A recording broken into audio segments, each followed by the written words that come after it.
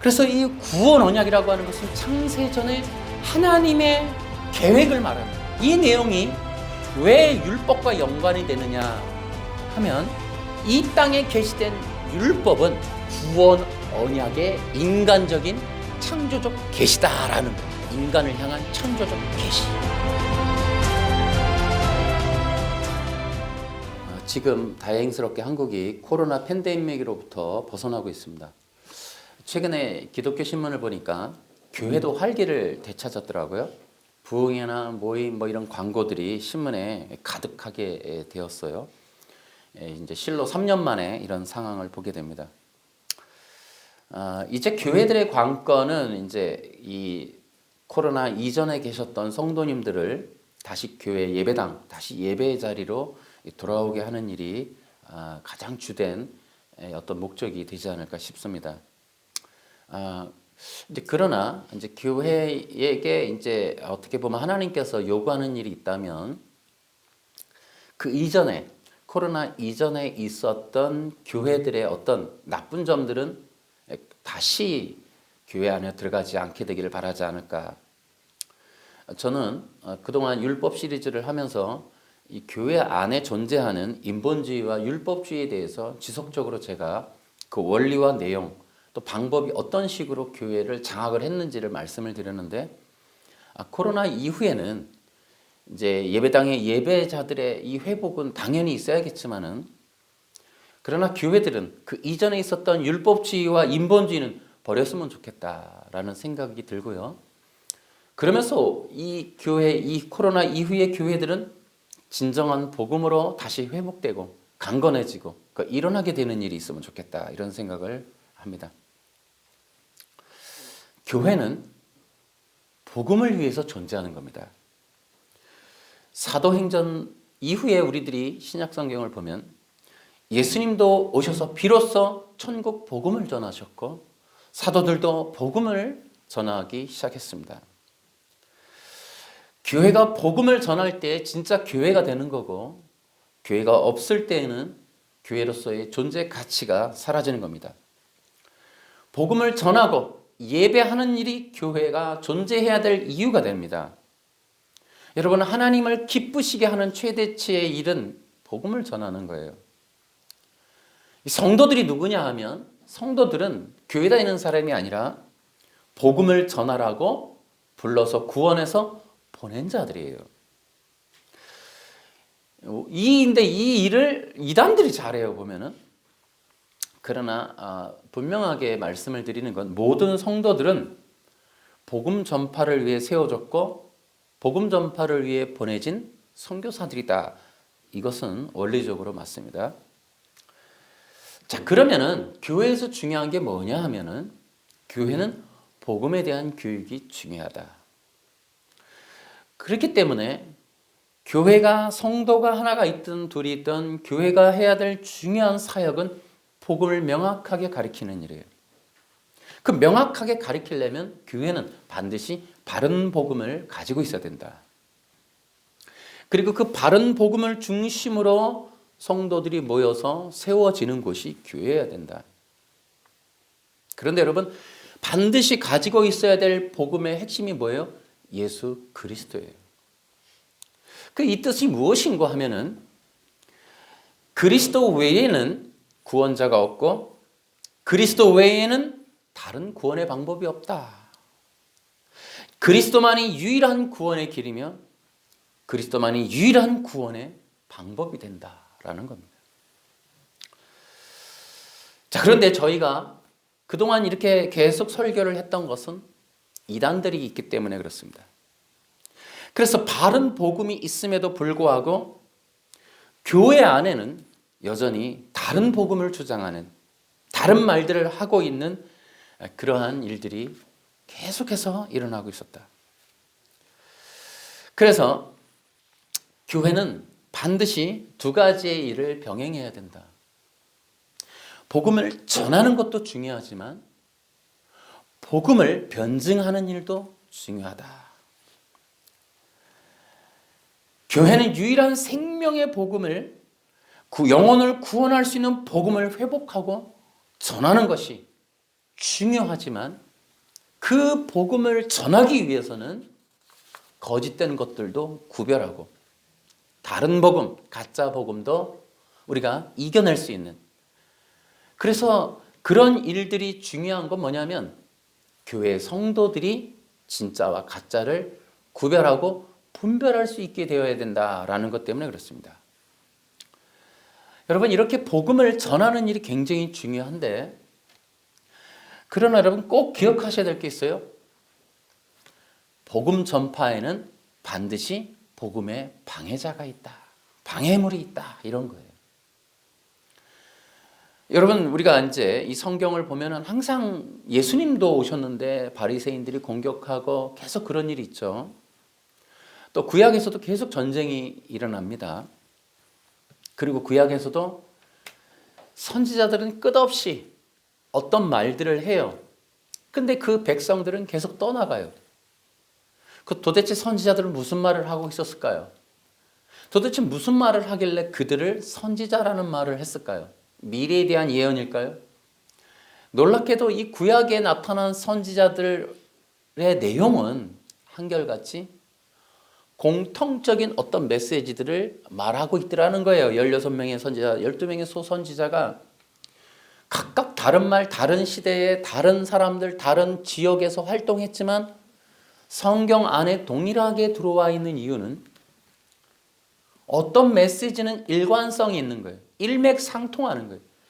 성경이 1600년 동안 이 41명의 저자가 활동했는데 같은 메시지를 전하고 있는 그런 내용과 동일하게, 도대체 무슨 말을 했을까요? 바로 그리스도에 대한 이야기였어요. 그런 내용들이 시대적으로 계속 막히는 거예요. 그와 마찬가지로 복음은 시대를 막론하고 항상 핍박과 방해가 있었다. 이것을 명심해야 돼요. 우리나라도 이 전쟁과 일제시대를 통해서 많은 핍박이 있었죠. 그래서 여러분이 꼭 기억하셔야 돼요. 복음에는 방해가 있다. 그런데 그 방해는 두 가지로 이루어진다. 여러분, 우리가 이제 첫째는 누구나 알 수 있는 거예요. 복음은 핍박이 항상 동반을 해요. 두 번째는 어떤 일들이 복음을 방해할까요?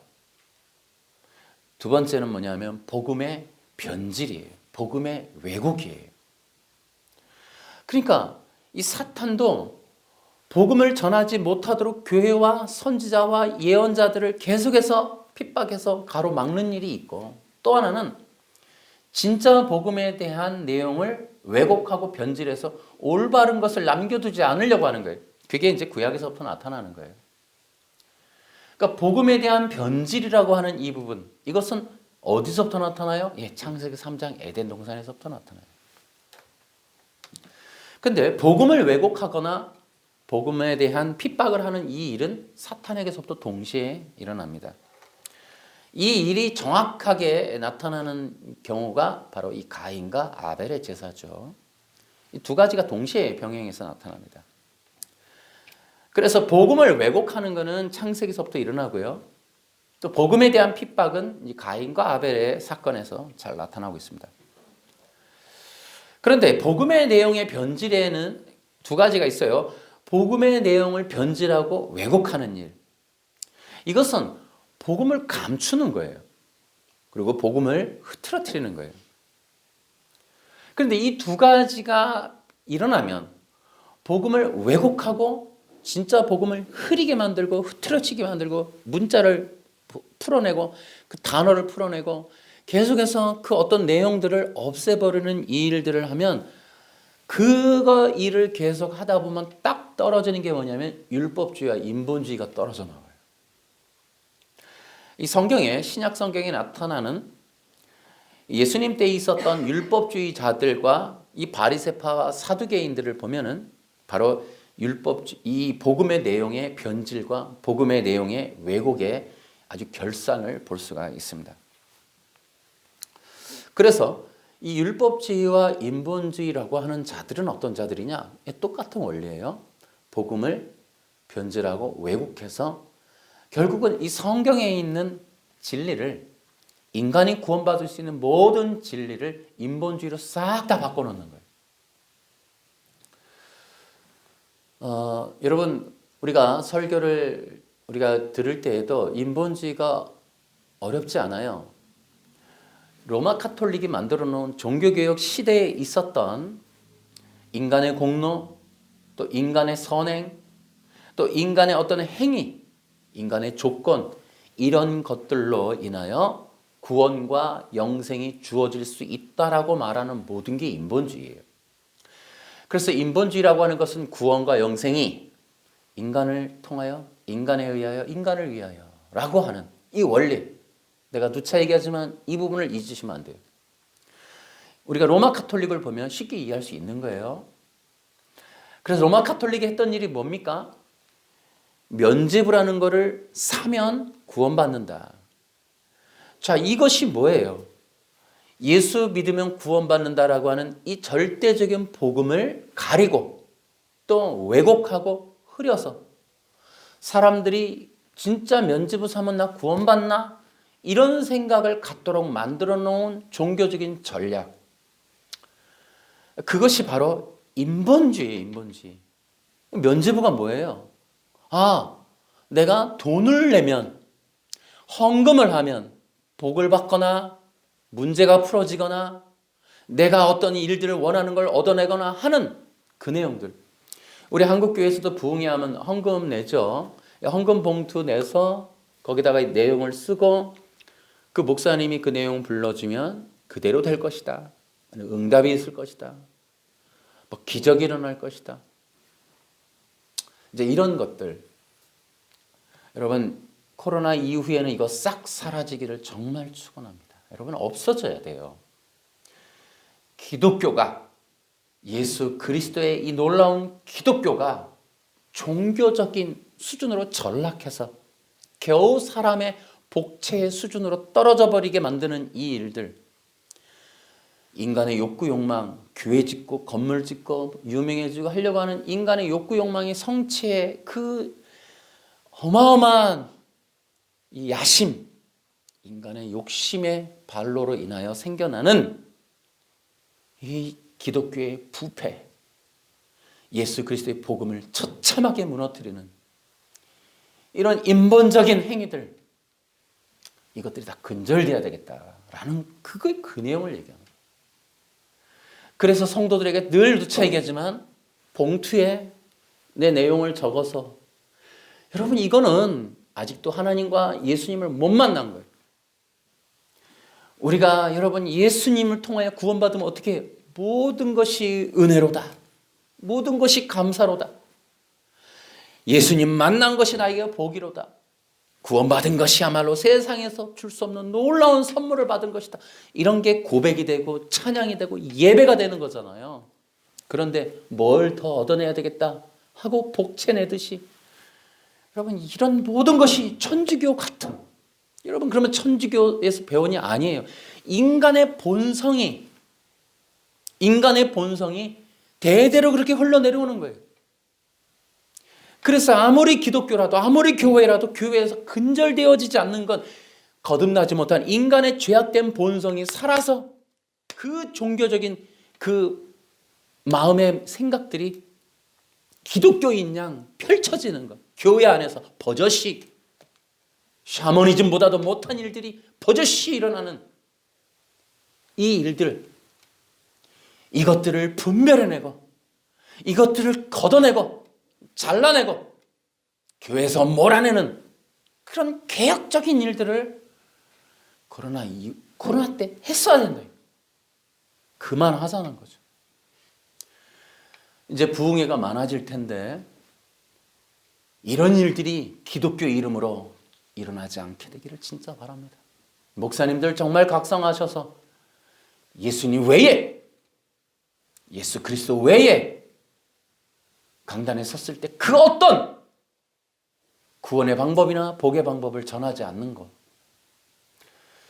그래서 기독교가 약화되는 건 바로 이러한 어떠한 영적인, 복음적인 각성과 합의, 이런 것들에 대한 깨달음으로 모이는 모임, 그것을 위해서 우리가 목회자들의 연합이 일어나는 그런 것들이 있으면 좋겠다라는 거예요. 그래서 교회 안에 천주교와 같은 면죄부 삼으면 된다라고 하는 이 의식이 일반 성도들에게 복을 받는 방식으로, 문제 해결하는 방식으로, 팔공산에 올라가 바위에서 비는 그 수준에서 똑같은 행위들을 교회에서 하지 않아야겠다라는 거예요. 그래서 교회는 단순해질 필요가 있어요. 그래서 끝없이 십자가에 못 박고 성공과 높아짐과 부유해짐의 이 야심을, 욕망을 십자가에 벗어 던지고, 특히 목회자 세계가 이 기득권, 종교권, 이 성직자들, 그들의 야심, 욕심, 여러분 로마 카톨릭이 이 개혁의 방망이를 맞은 것은 추기경들과 이런 자들이 그 돈의 탐욕으로 결국은 돈 때문에 면죄부 팔았단 말이에요. 대한민국 기독교 살으려면, 개혁의 방망이 안 맞으려면 자체 개혁해야 된다. 이거 속히 해야 된다. 코로나 이후에 일어나는 모든 기독교 운동의 내용은 예수 그리스도여야 된다. 이 복음 외에 다른 것은 하면 안 된다. 여러분, 그러므로 교회 안에서 복음의 왜곡은 이 교회 밖에서 일어나는 게 아니에요. 복음의 왜곡과 변질은 여러분 놀랍게도 교회 안에서 일어납니다. 그래서 교회 안에서 이루어지는 이런 복음에 대한 이 공격들, 여러분 이걸 깨닫고 우리는 이제 복음을 회복하는데, 올바른 복음을 가지려고 하는데 우리가 집중해야겠다라는 거예요. 다시 한번 말씀을 드리면, 교회에서 복음을 듣고 예수 믿고 거듭나면 옛사람을 십자가에 못 박는 거죠. 그것은 바로 내가 아닌 그리스도의 사람이 되는 거예요. 그리스도의 사람들은 그리스도로 만족하는 겁니다. 그리스도의 생명으로 충만해지는 거예요. 이 세상에 여러분, 예수님도 땅의 곳간에 이 더 넓게 재산을 쌓으려고 하는 것을 부셔라, 그리고 하늘나라에다가 쌓아라, 이렇게 인간의 끊임없는 욕구, 욕망, 땅의 지향적인, 땅의 것에 대한 이 어떤 시각, 마음들을 예수님이 계속 깨시면서 손가락을 하늘로 향하신단 말이에요. 땅이 아니라 하늘이다. 여기가 아니라 저기다. 이 생명이 아니라 저 생명이다. 예수님의 복음 사역은 계속해서 영원한 하나님의 나라를 말씀하신 거예요. 그 나라와 그 의를 구하라. 그러니까 이 예수님이 해주시는 그 일은 땅의 지향점을 갖고 있는, 땅의 시각이 꽂혀 있는 자들에게 영원한 하나님의 나라로 마음과 눈을 바꿔주는 그런 복음을 전하셨다는 거죠.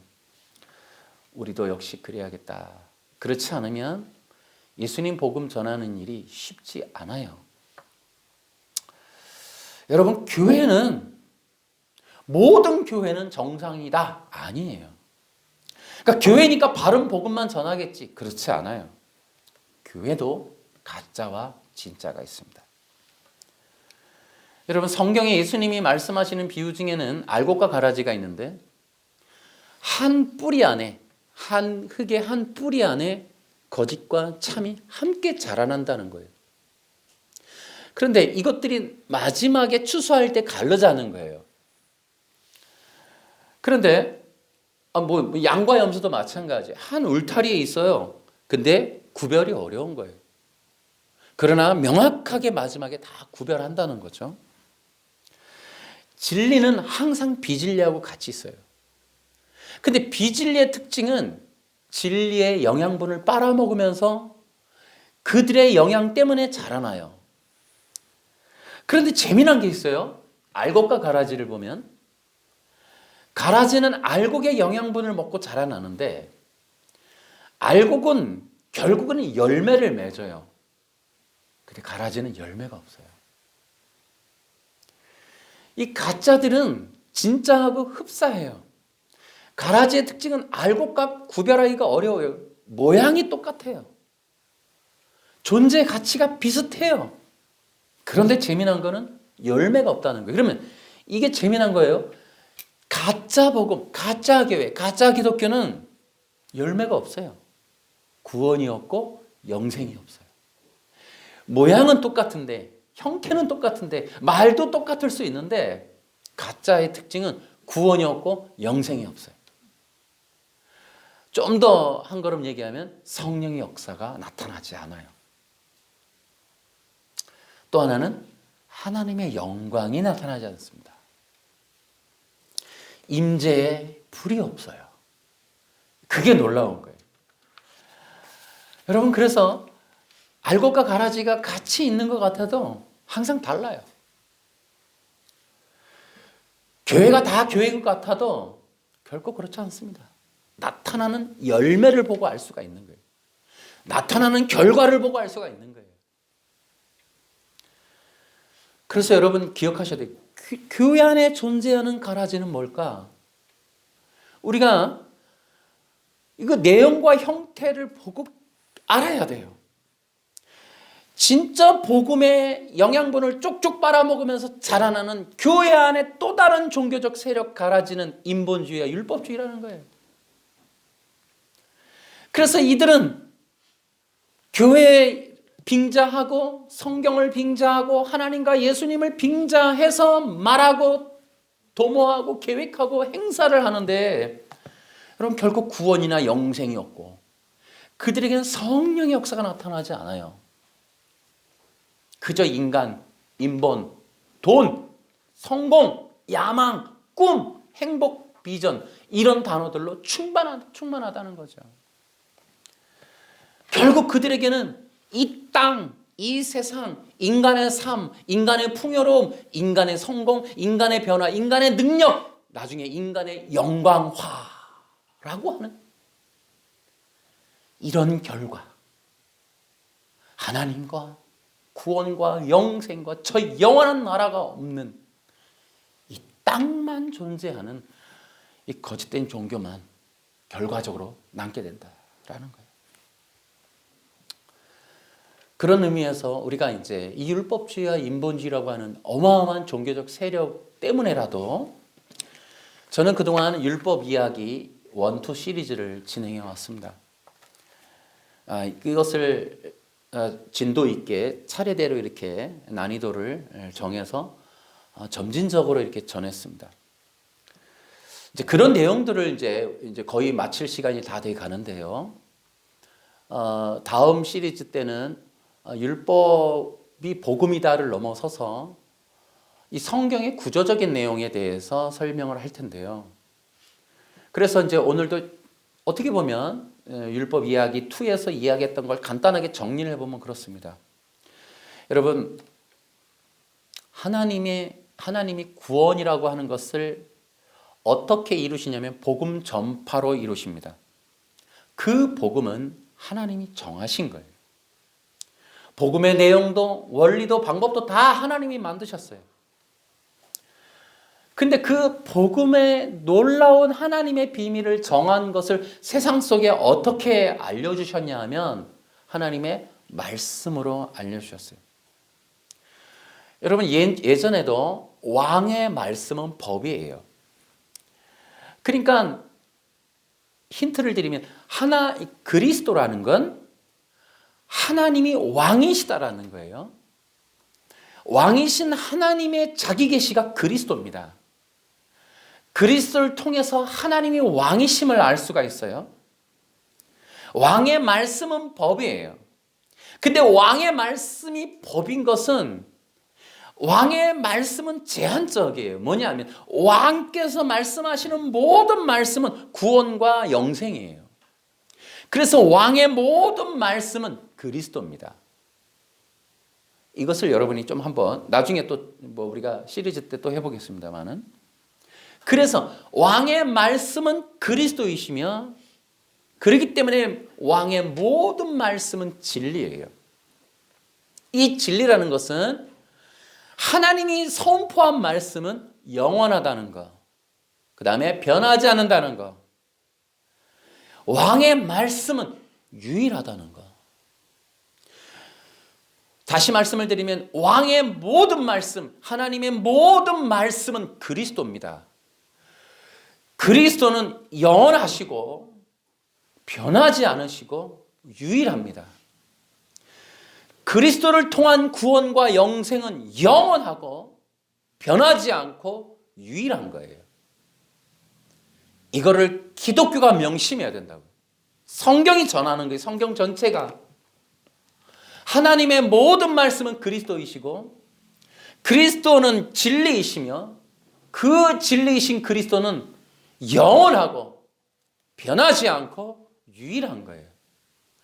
그러므로 그리스도 외에 다른 구원을 말하거나 그리스도의 영원함을 변질하고 그리스도는 지났고 다른 시대적인 방법론을 말하거나 그리스도 외에 다른 어떤 구원의 길, 구원의 사람, 모든 것은 다 거짓입니다. 그래서 인본 율법이라고 하는 것은 그리스도 외의 것, 안식일을 토요일로 지키면, 계시록의 새 언약을 지키면, 유월절을 지키면, 여러분 이 모든 게 다 거짓이. 면죄부를 사면 다 거짓이. 하나님의 영원한 말씀이신 그리스도가 영원하고 변치 않고 유일한 거예요. 그리스도 외에 다른 구원이나 다른 영생이 있다고 말하는 모든 것을 버리셔야 돼요. 다시 한번 선언하지만은 그리스도 믿은 교회 안에서 예수님이라는 이름을 쓰는 교회 안에 부흥회나 모임이나 기도회나 세미나에서 복채를 놓거나 헌금이나 어떤 조건이나 돈이나 이런 걸로 문제 해결, 내 인생 해결, 다른 것들을 도모하거나 줄 수 있다는 의미를 두는 모든 것들은 여러분 기독교가 아니에요. 그거는 유명한 사람이든 유명한 교회든 공인된 교회든 다 이단입니다. 여러분 지금 시대가 그렇게 구별하는 시대예요. 여러분 그런 것들을 여러분 과감하게 아니라고 할 줄 알아야 된단 말이에요. 그래서 우리가 기억해야 되는 거는 율법의 의미에 대한 거예요. 율법의 정의가 잘못되어 있는 걸 회복해야 된다는 거예요. 율법은 하나님의 말씀이며 하나님의 진리의 계시예요. 여러분 율법주의가 만들어 놓은 함정이 뭐예요?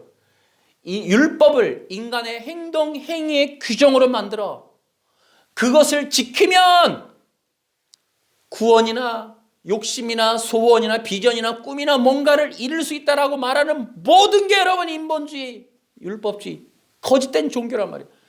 뭔가를 만들어 놓고 이거를 하면 선행을 지키면 도덕을 이루면 윤리를 지키면 유월절을 안식일을 이 모든 것을 만들어 놓고 그 뒤에 구원, 복, 문제 해결, 성공, 비전, 꿈, 행복 이 모든 것들을 이룰 수 있다라고 말하는 모든 게 가짜고 거짓이라고. 그게 율법주의라고 하는 거예요. 그래서 이 율법이라고 하는 것은 하나님의 말씀이다. 하나님의 진리다. 그 진리는 그리스도이시다. 그것이 하나님께서 계시한 말씀이다 라고 하는 것에 우리가 어떤 율법이라고 하는 정의를 새롭게 성경적으로 신학적으로 이 말씀이 회복되는 진리로 굳건하게 가지고 있어야 돼요. 그래서 인간의 행동 행위의 규정으로 만들어 놓는 율법을 모든 것은 다 가짜다. 그래서 교회의 함정은 율법에 있어요. 율법이라고 하는 것은 함정이에요. 함정. 함정인 것은 잘 모르게 덮여 있어서. 그래서 문자 해석으로 거봐 그렇지 안식일 봐봐 지키라 그러지 이게 함정. 그거를 예하고 밟는 순간 밑으로 떨어지는 거예요. 구덩이에 빠지는 거예요. 함정이에요. 율법은 구원에서 복음에서 진짜에서 떨어뜨리는 가장 치명적인 함정이 율법이에요. 율법을 문자 해석하면 모든 사람이 다 속아요. 위에 나뭇잎으로 이렇게 덮여 있단 말이죠. 구덩이를 사람이나 짐승 잡으려고. 여러분 율법을 문자 해석을 하고 거봐 그렇지? 구약의 출애굽기에 안식일을 지키라 그러지? 거봐, 구원에서 떨어질까봐 열심히 달려야 되는데 바울도 그런다 그러지? 이 모든 것이 함정이에요, 함정. 모든 종교는 두 가지예요. 그리스도냐, 인간이냐 하는 거예요. 그래서 율법이라고 하는 것은 인간을 구렁텅이로 떨어뜨리는, 구원 없는 종교로 떨어뜨리는 함정과 같아요. 여러분, 그렇기 때문에 이 함정에 속지 않으려면 성경의 문자 해석으로 봐봐, 이거 지키라 그러지? 이거 지키라 그러지? 라고 하는 율법주의의 현란한 속임수에 절대 빠지지 말아라. 그리스도 외에, 내가 예수님을 믿는 것 외에 다른 구원의 길은 없다라는 걸 좀 새기란 말이에요. 제발. 여러분, 교회의 약점이 있어요. 교회의 약점이 뭐냐면 교회는 사람들이 모여요. 그리고 교회는 설교를 사람들에게 해야 돼요. 근데 이제 사람들에게 설교를 이제 하다 보니까 여기서 이제 갈등이라는 게 좀 있어요. 설교라고 하는 이러한 목적을 어떻게 활용할 것이냐, 사람들의 니드에 맞출 것이냐, 아니면 진리로 끌고 갈 것이냐 하는 문제가 있을 수 있어요. 사람들은 대부분 사람들의 필요에 맞출 수밖에 없을 때가 있어요. 이게 이제 교회 약점이, 설교 약점이랄까? 왜냐하면 분명하게 비진리와 인본에 있었던, 세상 속에 있었던 사람들을 천국이나 하나님이나 복음으로 끌고 오는 일은, 이것은 시대를 역행하고 본성을 역행하는 일이에요. 다시 얘기하면은 진리로 끌고 오는 일은 힘들다는 얘기를 하는 거예요. 그래서 다들 하려고 하지 않아요. 이게 이제 교회의 약점이에요. 그런데 여러분, 사람들의 필요를 채워주는 설교 좋죠. 자칫하면 본질을 잃어버릴 수 있다라는 그런 약점을 항상 노출하고 있어요.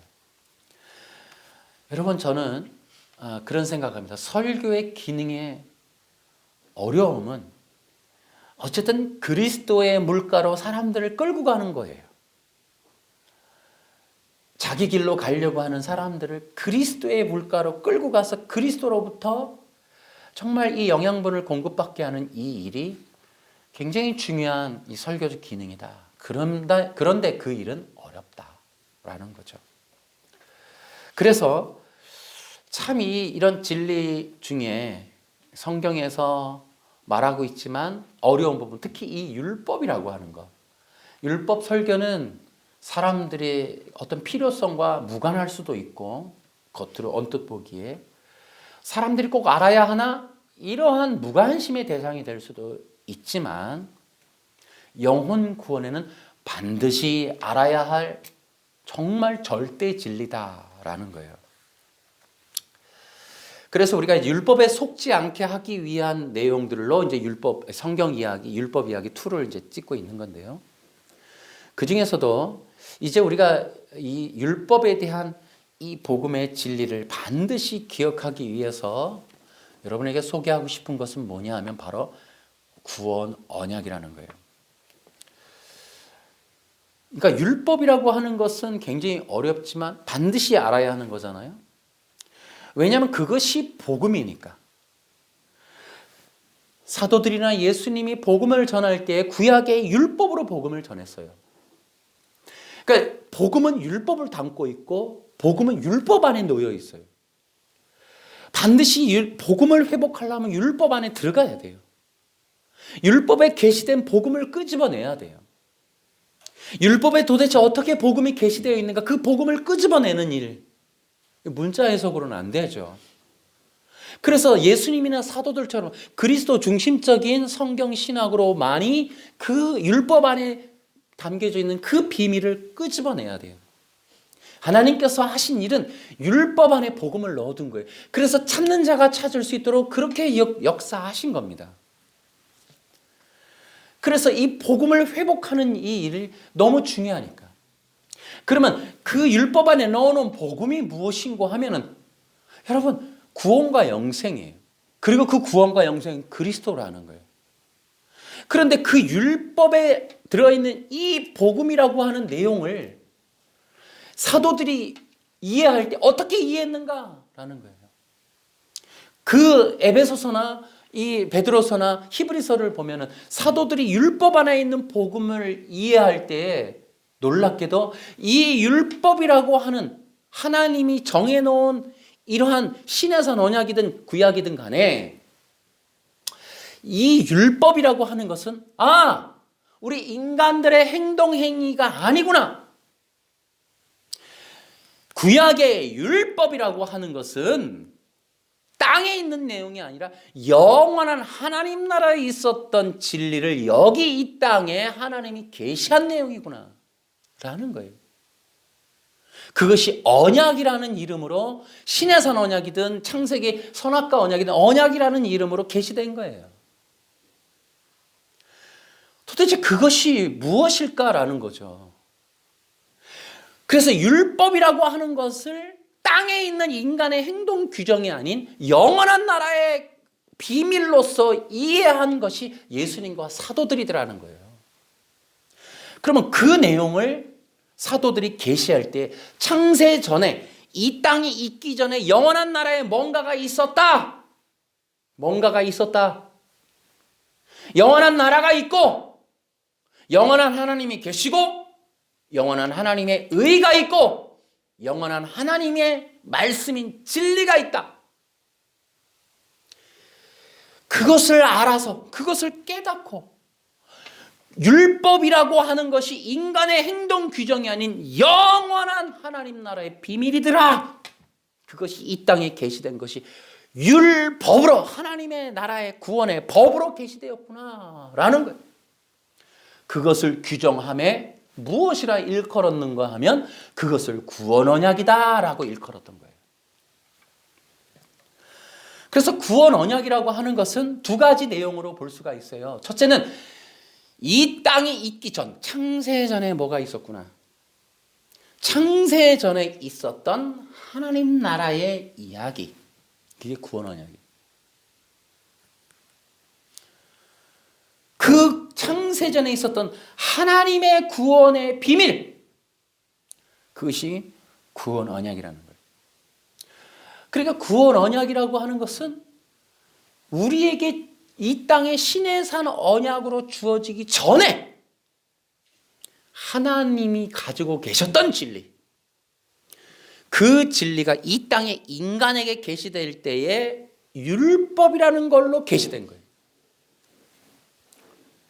우리가 그런 것들을 이제 보게 되는 거예요. 그런데 여러분 놀랍게도 구원 언약이라고 들어보셨나요? 쉽지 않았을 거예요. 여러분 그러니까 다시 한번 상기시켜 드릴게요. 창세기 얘기를 해볼게요. 여러분 창세기 3장에서 사탄이 인간을 타락시킬 때 어떻게 했는가 하면 하나님이 너희에게 이거 못 먹게 하지 않았냐? 야 그게 아니라 너 이거 먹으면 하나님처럼 될까 봐 못하게 한 거야 라고 선악과 언약을 왜곡을 해요. 왜곡을 했다는 것은 그거 제대로 믿고 알면 큰일 나니까 사탄의 입장에서 왜곡을 해요. 그렇다면 사탄은 그 내용을 알았다는 겁니다. 왜요? 창세전에 이 지구가 생기기 이전의 역사에 무엇이 있었는가를 알고 있기 때문에 그것에 대해서 왜곡을 시도를 한 거고 이 땅에 계시된 하나님의 영원한 비밀이 사탄에 의해서 인간의 행동 행위 규정으로 왜곡되는 그 일이 사탄에게서부터 시작되는 거예요. 제 말이 좀 어려울 수도 있겠는데요. 이렇게 한번 말씀을 드릴까요? 구원 언약은 복음의 회복이다라는 거예요. 그래서 이 구원 언약이라고 하는 것은 창세전에 하나님의 계획을 말하는 거예요. 자, 이 내용이 왜 율법과 연관이 되느냐 하면 여러분 율법이라고 하는 것은 영원한 하나님 나라의 복음이 선언된 거예요. 그러므로 율법은 인간의 행동 행위의 규정 이전에 하나님 나라의 진리가 담겨져 있는 비밀이에요. 그 내용을 사도 바울이 에베소서에는 창세전에 어떤 일이 있었다라고, 골로새서에서는 그 하나님의 비밀이 그리스도다 이렇게 얘기를 한 겁니다. 여러분 기억하세요. 사도 바울의 복음이 율법에서 나왔는데 율법을 해석해서 그리스도를 전한 것은 그가 구원 언약, 창세전에 있었던 하나님의 구원 언약, 하나님 삼위 하나님 간에 있었던 구원의 계획을 알았기 때문에 율법을 그리스도 중심적으로 해석할 수 있었다라는 거예요. 다시요. 사도 바울이 사도행전에 보면 성경을 해석하여 그리스도가 예수님인 것을 증언했다 이런 얘기들이 나와요. 율법으로 예수 믿는 사람을 핍박하던 사람이 어떻게 그 율법으로 그리스도를 알게 되었을까? 그것은 구약 토라라고 하는 것에 이 원래 창세전에 있었던 진리가 무엇인지를 알았기 때문에 창세전에 있었던 그리스도의 복음을 담아놓은 그 율법이라고 하는 것에서 드디어는 율법 안에는 창세전에 있었던 하나님의 삼위 하나님 간의 언약인 그리스도가 담겨 있구나라는 걸 알았기 때문에 그 복음을 끄집어 율법을 통해 복음을 전할 수 있었다는 거예요. 그러니까 이 땅에 계시된 율법은 구원 언약의 이 땅의 인간적인 창조적 계시다라는 거예요. 인간을 향한 창조적 계시. 그런데요, 여기서 꼭 기억하셔야 돼요. 그러니까 구원 언약 그러면 기억하셔봐요. 구원 언약은 삼위 하나님 간의 영원적인 계획인데 그 계획의 내용이 뭐냐? 이 언약이 뭐냐? 그리스도예요, 그리스도. 구원 언약이라고 하는 것은 창세전에 있었던 삼위 하나님 간의 언약인데 그 언약의 내용이 뭐냐? 그리스도라고요. 우리 베드로서 한번 볼까요? 베드로서 1장 보면은 19절 20절 한 점의 죄도 흠도 없으신 어린 양 예수 그리스도의 보배로운 피로 여러분은 구원받은 것입니다. 이해하죠? 그런데 거기에 이렇게 돼 있죠. 이것을 위해 하나님께서는 세상이 시작되기 전부터 그리스도를 택하시고 이 마지막 때 여러분을 구원하시고자 보내주셨습니다. 그러니까 하나님이 세상이 시작되기 전부터 그리스도를 택하시고, 그러니까 삼위 하나님 간의 그 구원 언약을 통하여 이미 그리스도가 예정되셨던 거예요. 그 그리스도 안에서 하나님의 구원받을 백성들도 창세전에 예정됐던 거예요. 그래서 여러분 기억해 보세요. 구원 언약이라는 게 뭐냐 하면 이것을 이해해야 되는 것은 그리스도인이라면, 진짜 복음을 받은 참된 성도들이라면 이 성경을 읽고 예수님을 통해 저 영원한 나라를 보게 되어야 한다라는 거예요.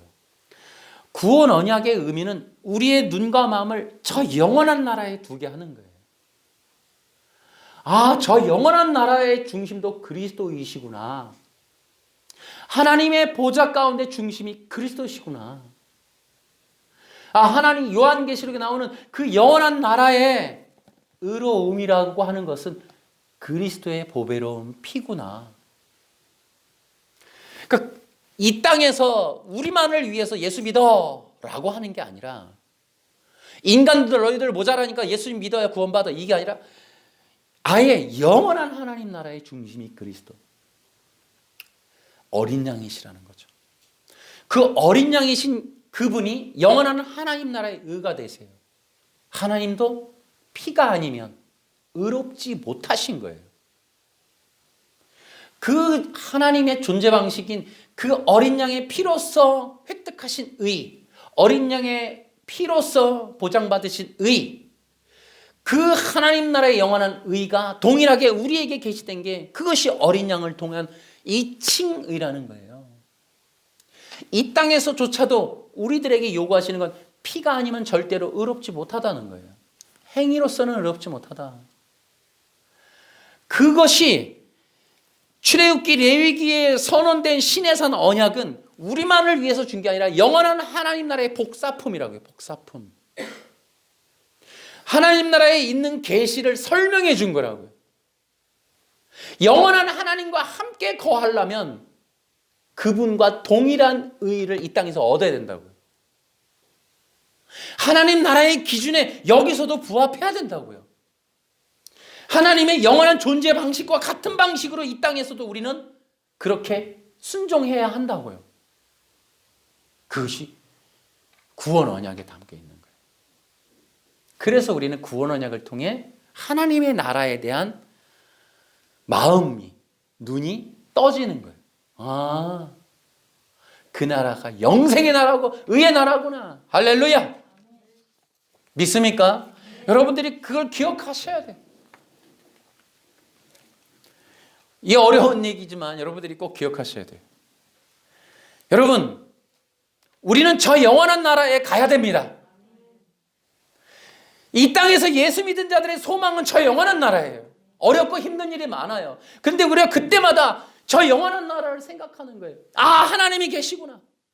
예수님을 통해서 우리 이 땅에서 보호받다가 저 영원한 나라에 예수님과 함께 우리가 가게 되는구나.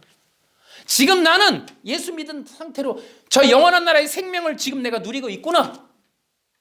그런 것이 이 땅에 사는 성도들의 소망이 있고 능력이 되어야 된다. 여러분, 능력이 뭡니까? 죄와 사망 권세를 이기는 거 아니에요. 근데 여러분, 죄와 사망 권세를 이긴 거 뭐예요? 생명이란 말이에요. 생명. 여러분은 이미 새 생명의 삶이 시작되었습니다. 할렐루야. 우리의 삶은 새 생명의 삶이에요. 성도들의 삶이 능력이 있는 건 이 새 생명의 삶이 살고 있기 때문에. 다시 한번 또 선언합니다. 여러분, 우리는 승리했습니다. 우리는 승리한 자예요.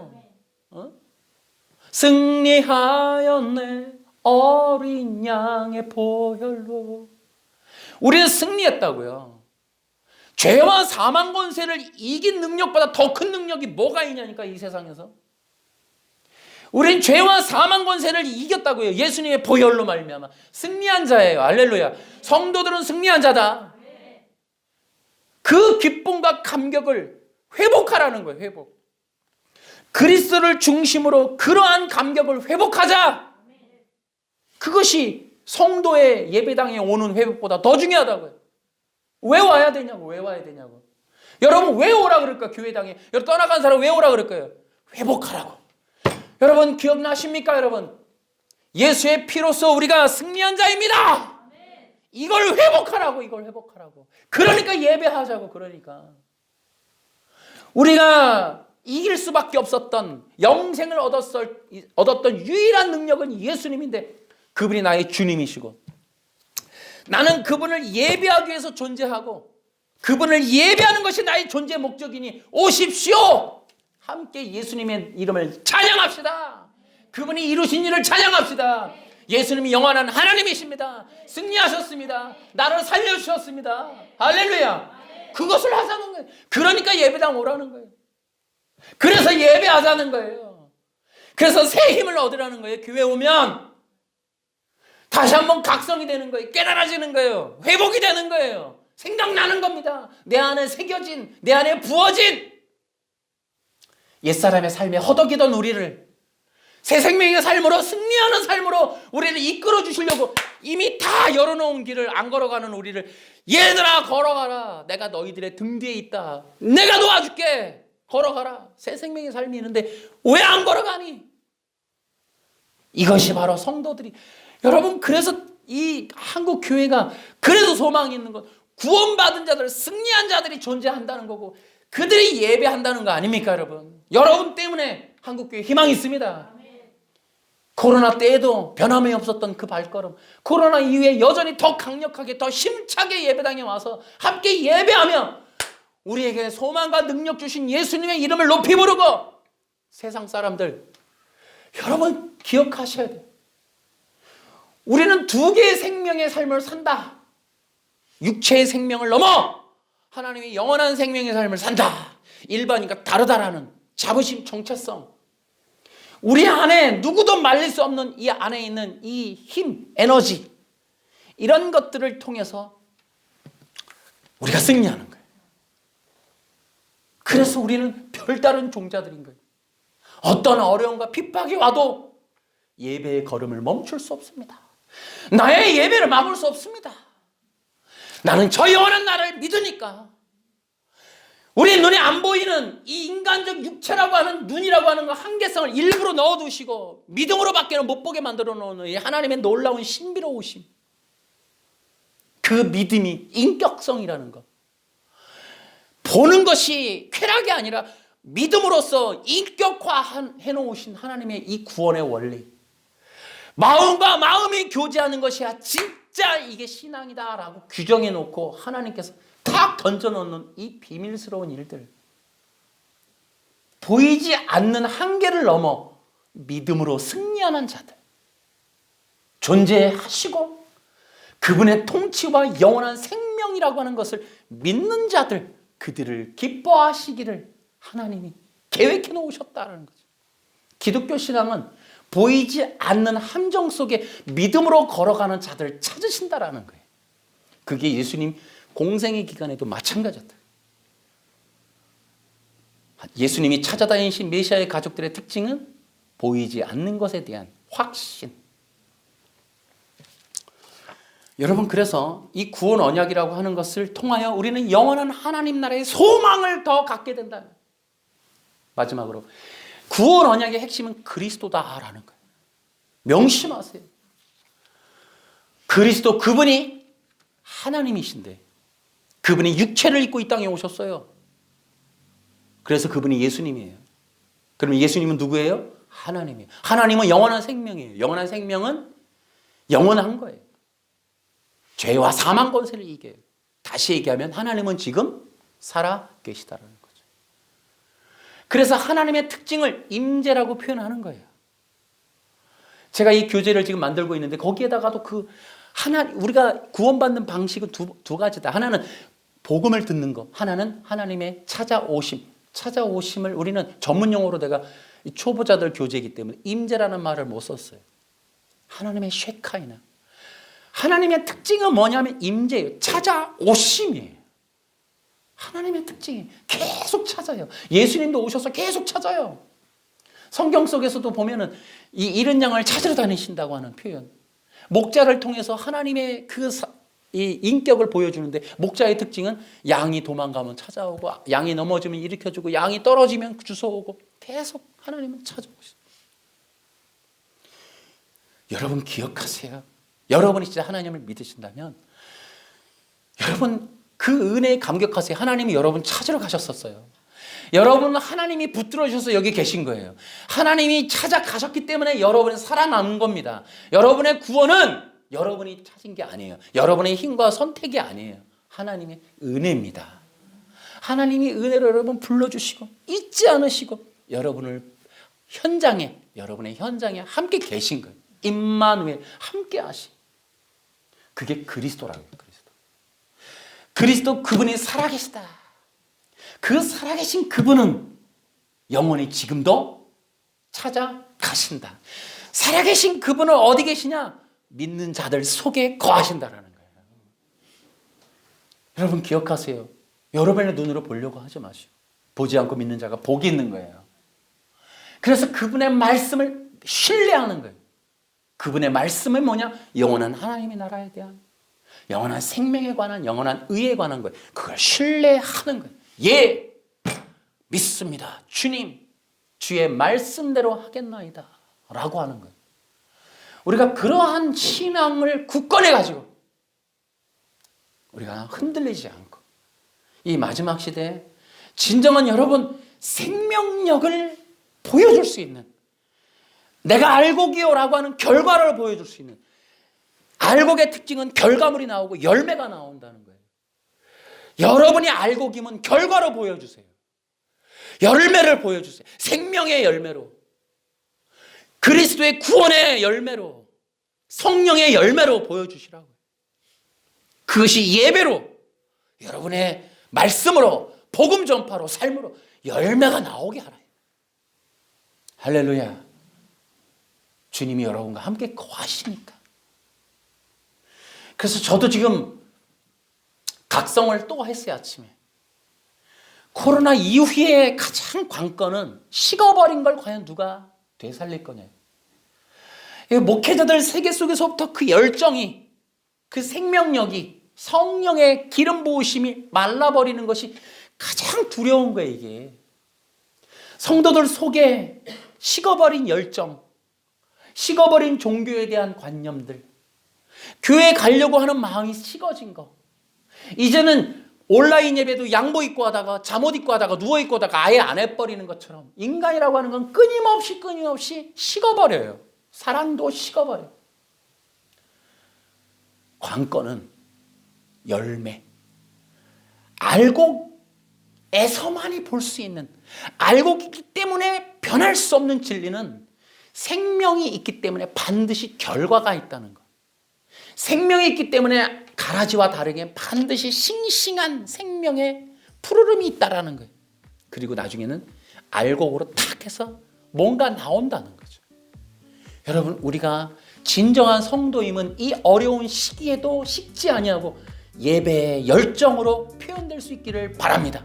여러분이 예배라고 하는 것으로 영광의 그 찬양으로 기도로 다시 한번 불타오르길 바랍니다. 그래서 살아나는 거예요. 예수 이름이 영광받고, 그래서 구원받는 자가 늘어나고, 그래서 교회들이 부흥하는 역사가 있고, 그 부흥의 결과로 하나님이 영광받는 그러한 시대가 열리기를 축원합니다. 여러분과 우리 모두가 진정한 생명이 있는 하나님의 백성을 기억하시고 예배로, 기쁨으로, 감사로, 영광으로, 열매로 하나님께 영광 돌리는 여러분 되시기를 주 예수님의 이름으로 축원합니다. 박수로 하나님께